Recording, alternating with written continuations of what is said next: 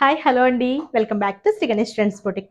ఈరోజు short video వచ్చేసి మనం బ్యూటిఫుల్ కిడ్స్ లెహంగా సెట్స్ అండి, కస్టమైజేషన్వి అసలు చాలా చాలా బాగున్నాయి, చాలా క్యూట్గా అనిపించినాయి అండి. 1 year బేబీ అనమాట, సూపర్గా ఉన్నాయి. నాకు వీడియో తనకి ఇచ్చే ముందు వీడియో చేయాలనిపించింది, అందుకని చెప్పేసి వీటిలో చూపిస్తున్నాను. చాలా బాగుందండి.